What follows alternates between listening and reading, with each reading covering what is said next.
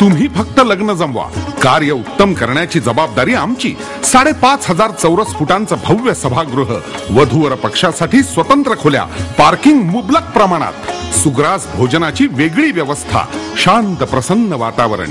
दादासाहेब दरोडे सभागृह. संपर्क ताटके केटरर्स 98-220-53-458. मग येताय ना मंगल कार्यासाठी? आम्ही सज्ज आहोत आपल्या स्वागतासाठी.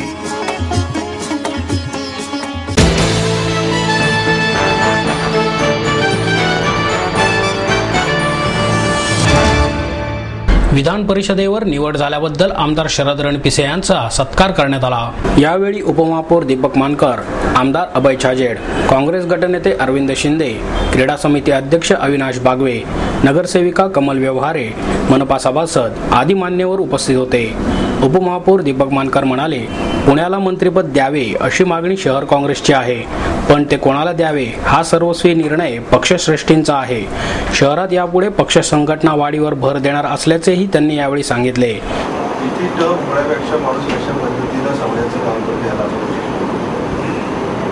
पक्ष संघटनेच्या माध्यमातून तुम्ही सातत्यानं कार्यकर्त्याला बरोबर अगदी समन्वय समितीच्या माध्यमातून ज्यावेळी तुमच्याशी सारखा संपर्क यायचा त्यावेळी तुमच्या कामाची कार्यपद्धती ही लक्षात आली. हा माणूस सगळ्यांना बरोबर घेऊन जाणार. मुख्यमंत्र्यांच्या मिटिंगमध्ये देखील आम्ही स्पष्टपणे सांगितलं की नाही, आमदार रणपिसेंचं समन्वय समितीचं जे काम आहे ते सगळ्यांना बरोबर घेऊन जाण्याचे काम आहे आणि चांगल्या पद्धतीने ते काम करू शकतो. त्यावर स्पष्टपणे द्यावे. माणिकरावांच्या देखील मध्यंतरीच्या कालावधी ज्यावेळी बोललो आणि त्याची निवड झाली त्यावेळी असं लक्षात आलं की माणिकरावांचा देखील तुमचं मनापासून केलं असं तितकं चांगलं काम करणारा माणूस आहे.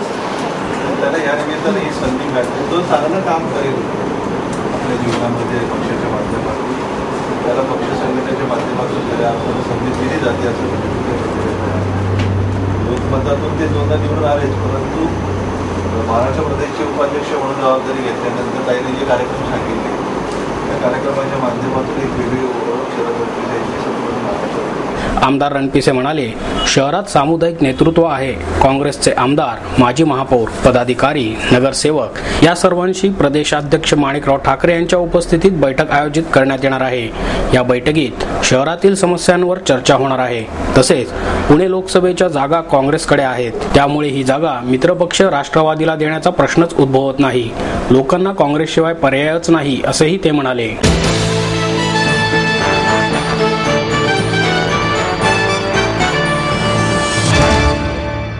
विद्यार्थी दशेपासूनच युवकांमध्ये उद्यमशीलतेची प्रेरणा निर्माण करणे आवश्यक आहे, असे मत ज्येष्ठ साहित्यिक ह. मो. मराठे यांनी व्यक्त केले.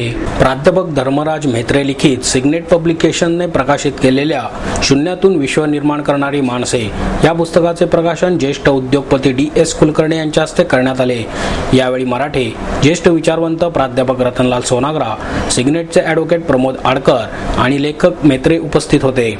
मराठे म्हणाले, देशात नोकरीच्या संधी वेगाने घटत असताना समृद्ध आयुष्य घडवण्यासाठी विद्यार्थी दशेपासूनच युवकांमध्ये उद्यमशीलतेची प्रेरणा निर्माण करणे आवश्यक आहे. उदारीकरण, जागतिकीकरण आणि मुक्त अर्थव्यवस्थेच्या पार्श्वभूमीवर देशाच्या आर्थिक, सामाजिक आघाडीवर गोंधळाचे वातावरण निर्माण झाले आहे. या धोरणांचा लाभ मूठभरांना झाला तरी गरीब श्रीमंत यांच्यातील दरी वाढत आहे, असेही मराठे म्हणाले. गुलाम आणि कारकून घडवणाऱ्या मॅकॉलेच्या शिक्षण पद्धतीत आमूलाग्र बदल घडवून आणण्याची आवश्यकता DSK यांनी व्यक्त केली. शिक्षणाची कास धरणारे मराठी मध्यमवर्गीय अंथरूण पाहून पाय पसरावे आणि मोडेन पण वाकणार नाही अशा संकुचित विचारसरणीत अडकून कारकुनी करत राहतात आणि व्यावसायिकतेचे बाळकडू घेतलेल्या समाजातील तरुण औपचारिक शिक्षणाच्या मागे न लागता जिभेवर साखर आणि डोक्यावर बर्फ या धोरणाने समृद्धी प्राप्त करतात, असे त्यांनी नमूद केले. जो नशिबावर अवलंबून नसतो त्यालाच नशीब साथ देते, असेही ते म्हणाले. हे मी अतिशय अनुभवाने चटके खाल्लेला माणूस. कालच माझा कार्यक्रम काहीतरी मला तो उद्योगत्री पुरस्कार देण्यात आला. 5ची वेळ होती. मी शहाण्यासारखा 6ला पोहोचलो तरी अर्धा तास बसावा लागला, 1.5 तासाने सुरू झाला. जर वेळेत गेलो तर आयोजकांचे हात होतात, कारण की प्रेक्षागृह भरलेलं नसतं आणि त्यांचा प्रश्न पडतो का तुम्ही वेळेत जाता.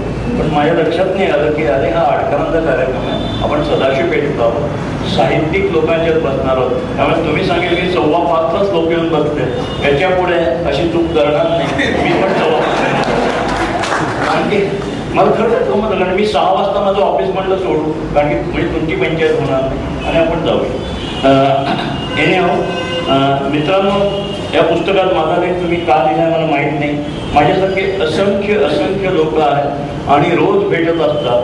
आम्ही काहीच करत नाही, परंतु आम्ही जरा मार्केटिंगचे लोक असताना भरपूर ड्रम वाजवतो. त्यामुळे लोकांना वाटतं काहीतरी वेगळं केलं. येणारा प्रत्येक जण, आज जे काही कार्ल मार्क्सचा सिद्धांत आहे की जन्माला येणारा प्रत्येक जण त्याचं तोंड खायला मागणारं तोंड.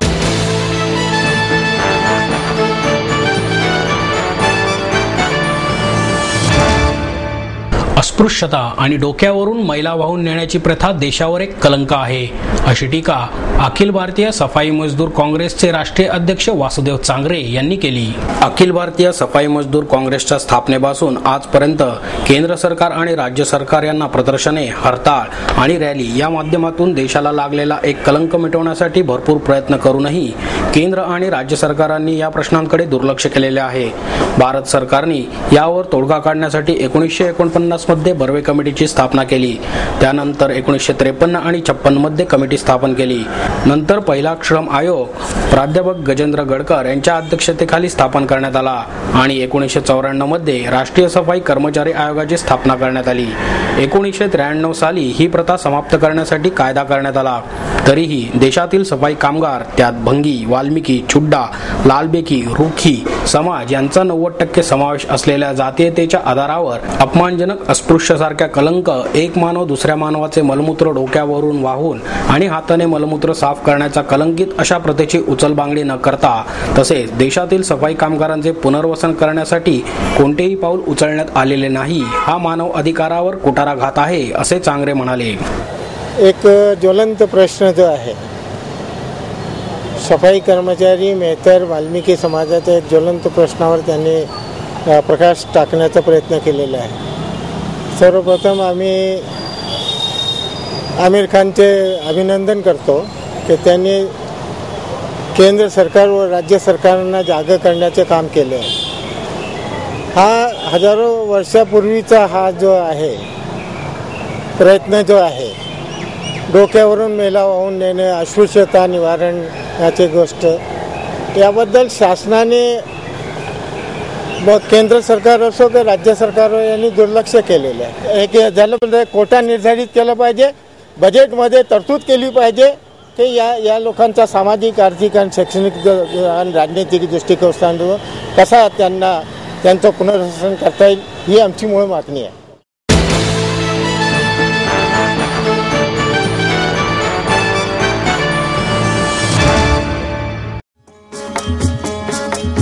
तुम्ही फक्त लग्न जमवा, कार्य उत्तम करण्याची जबाबदारी आमची. 5,500 चौरस फुटांचं भव्य सभागृह, वधूवर पक्षासाठी स्वतंत्र खोल्या, पार्किंग मुबलक प्रमाणात, सुग्रास भोजनाची वेगळी व्यवस्था, शांत प्रसन्न वातावरण. दादासाहेब दरोडे सभागृह. संपर्क ताटके केटरर्स 98-220-53-458. मग येताय ना मंगल कार्यासाठी? आम्ही सज्ज आहोत आपल्या स्वागतासाठी.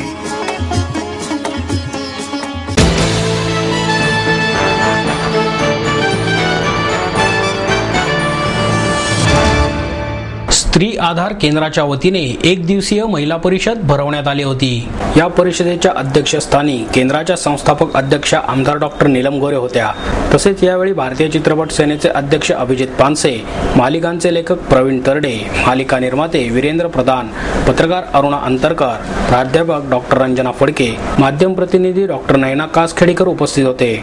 पानसे म्हणाले, समाजावर, संस्कृतीवर परिणाम करणाऱ्या मालिका आणि चित्रपटांवर समाजाने एकत्र येऊन बंदी का घालत नाही याचा गांभीर्याने विचार झाला पाहिजे. वेस्टर्नायझेशन म्हणजे मॉडर्नायझेशन असा समज समाजात झाला आहे. सध्या सुरू असलेल्या मालिका, चित्रपट पिढ्यानपिढ्या होणाऱ्या बदलात संस्कृती विकृतीकडे झुकू नये आणि संस्कार हा शब्द मराठी भाषेतून जाईल की काय अशी भीती वाटत असल्याचे पानसे म्हणाले. इंटरनेटच्या माध्यमातून सध्याची पिढी इतकी पुढे गेली आहे की नेमके त्यातून कोणते ज्ञान घेतले पाहिजे हे त्यांना सांगणे आवश्यक आहे. पण ते कोणत्या वयात सांगावे याबाबत पालकांमध्ये अजूनही संभ्रम आहे, अशी खंतही त्यांनी व्यक्त केली. मालिकांमधून हिंसाचाराचे उदात्तीकरण होता कामा नये. हिंसेला हिंसेनेच उत्तर देणे असे चित्र निर्माण केले तर कायदा सुव्यवस्थेवर लोकांचा विश्वासच राहणार नाही. अघोरी कृत्य, अंधश्रद्धा अशा गोष्टी मालिकेतून दाखवू नयेत. निखळ विनोद, कुटुंबाला एकत्र बसून पाहता येतील अशा मालिका बनवल्या पाहिजेत असे मत डॉक्टर गोरे यांनी व्यक्त केले. मराठी मालिकांसाठी करात सवलत देण्याचा विषय विधान परिषदेत अनेकदा मांडला आहे. त्याविषयीचा प्रस्तावही अजून मंत्रालयातच पडून असल्याचेही त्या म्हणाल्या.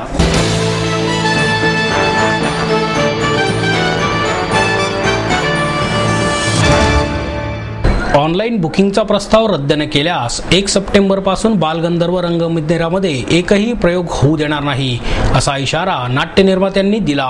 केवळ सरकारी आणि खासगी कंपन्यांना बालगंधर्व रंगमंदिराच्या तारखा देऊन स्वतःचे खिसे भरण्यासाठी व्यवस्थापकांनी ऑनलाईन बुकिंगचा घाट घातला आहे. या विरोधात नाट्य निर्माते आणि कलाकारांनी बुकिंग खिडकीसमोर ठिय्या आंदोलन केले. बालगंधर्व रंगमंदिराचे बुकिंग ऑनलाईन पद्धतीने सुरू करणार असल्याचे महापालिकेच्या वतीने जाहीर करण्यात आले होते. मात्र यामुळे केवळ सरकारी आणि खाजगी कंपन्या, राजकीय आणि इतर कार्यक्रमांसाठी बालगंधर्वचा उपयोग होईल. नाट्य निर्मात्यांना रंगमंदिराच्या तारखा मिळणार नाहीत आणि पर्यायाने नाटके बंद पडतील. यामुळे ऑनलाईन बुकिंगचा प्रस्ताव रद्द करावा यासाठी ठिय्या आंदोलन केले. बालगंधर्वचे ऑनलाईन बुकिंग रद्द करावे या संदर्भात केंद्रीय कृषी मंत्री शरद पवार यांना काही दिवसांपूर्वी निवेदन देण्यात आले होते. त्यांनी या मागणीला सकारात्मक प्रतिसाद देऊन ऑनलाईन बुकिंगची पद्धत बंद करण्याचे आश्वासन दिले होते. पुण्यातील सर्व नाट्यगृहांसंदर्भात सांस्कृतिक धोरण महापालिकेने जाहीर करावे. कलाकारांना नाट्यगृहामध्ये सर्व पायाभूत सुविधा उपलब्ध करून द्याव्यात आदी मागण्या नाट्य निर्माते मेघराज राजेभोसले यांनी यावेळी केल्या. बालगंधर्व रंगमंदिराचे व्यवस्थापक भारत कुमावत यांना यावेळी विविध मागण्यांचे निवेदन देण्यात आले. संवाद पुणेचे सुनील महाजन, मेघराज राजेभोसले, रवी काळीजे, शशी कोठावळे, नाना मोहिते यांच्यासह अनेक नाट्य कलाकार, निर्माते आणि नाट्य व्यवस्थापक आंदोलनामध्ये सहभागी झाले होते. आमचं पहिलं सर्वात महत्त्वाची मागणी अशी आहे की ज्या महाराष्ट्रातील असंख्य महानगरपालिकेचं एक सांस्कृतिक धोरण असतं. अशा प्रकारे पुणे महानगरपालिकेने प्रथमतः या नाट्य वाढवण्यासाठी काय सांस्कृतिक धोरण असावं, कुठले नाट्यगृह या कार्यक्रमासाठी वापरावे, कुठले प्रायव्हेट कार्यक्रमासाठी वापरावे हे स्पष्ट करावं. कारण नेहमीच असं होतं की 4-4 महिन्याच्या वाटपामध्ये आम्ही 1 तारीख घेतली असताना ती अचानकपणे काढली जाते शासकीय कार्यक्रमासाठी. तर हे रंगमंदिर शासकीय कार्यक्रमासाठी वापरायचं का कलाकारांसाठी वापरायचं हे त्यांनी निश्चित करावं. या प्रसंगी एवढीच पहिली मागणी माझी की पहिलं सांस्कृतिक धोरण निश्चित करून त्याची अंमलबजावणी व्हावी आणि हा जो तारखांसाठी किंवा प्रायव्हेट लोकांसाठी बालगंधर्व रिझर्वेशन आहे ते कम्प्लिटली बंद व्हावं. फक्त सांस्कृतिक कार्यक्रमासाठीच हे असावं एवढी मागणी करतो. धन्यवाद.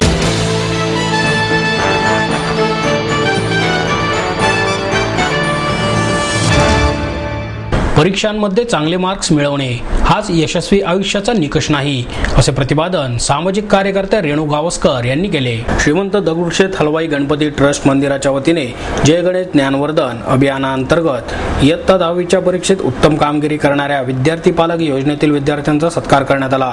यावेळी महापौर वैशाली बनकर, उपमहापौर दीपक मानकर, अप्पासाहेब सूर्यवंशी, ट्रस्टचे अध्यक्ष अशोक गोडसे, शिक्षण तज्ञ डॉक्टर अल देशमुख, समुपदेशन तज्ञ डॉक्टर भरत देसाई, ज्येष्ठ पत्रकार विजय बाविस्कर, सुनील रासने, अरुण भालेराव आदी उपस्थित होते. गावस्कर म्हणाल्या, परीक्षांमध्ये चांगले मार्क्स मिळणे हा यशस्वी आयुष्याचा निकष नाही. मार्क कमी मिळाले म्हणून आई वडिलांची मान खाली जात नाही. उद्याच्या उज्ज्वल भविष्यासाठी पालकांनी मुलांचा आत्मविश्वास वाढवला पाहिजे. दगडूशेठ हलवाई गणपती मंदिर ट्रस्टने वंचित मुलांच्या मनात आशेची ज्योत जागवली आहे. मुलांच्या पाठीवर हात ठेवल्यास त्यांना बळ मिळेल. उद्याचा नागरिक घडवण्यासाठी पालक, शिक्षकांचे योगदान महत्त्वाचे आहे.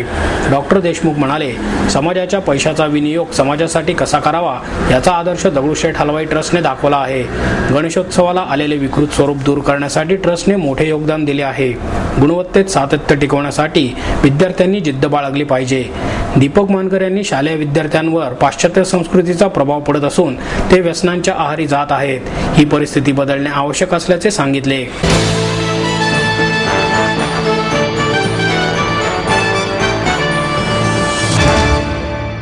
आनंदाश्रम संस्थेच्या वतीने संस्कार रत्नमाला या ग्रंथाचे पुनर्प्रकाशन समाजशास्त्रज्ञ डॉक्टर शरदचंद्र गोखले यांच्या हस्ते करण्यात आले. संस्थेचे विश्वस्त वसंत आपटे, सरोजा भाटे, विनीता आपटे आणि पंडित वसंत गाडगीळ यावेळी उपस्थित होते. गर्भधारणेपासून अंत्यविधीपर्यंत ते सर्व मंत्र या ग्रंथात मांडण्यात आले आहेत. गोखले म्हणाले, पूर्वजांनी केलेल्या संस्कारामुळे माणूस ज्ञानी बनला आहे. मात्र हे ज्ञान कोणत्याही एका जाती धर्मापुरता मर्यादित राहिले नाही पाहिजे. संस्कार म्हणजे गुणांचा गुणाकार आणि दोषांचा भागाकार असतो. कोणतेही ज्ञान किंवा संस्कार सर्वांना उपलब्ध व्हायला हवे, तरच पूर्वजांनी दिलेला हा संस्कारक्षम ज्ञानाचा अनमोल ठेवा जतन करता येऊ शकतो, असेही त्यांनी सांगितले.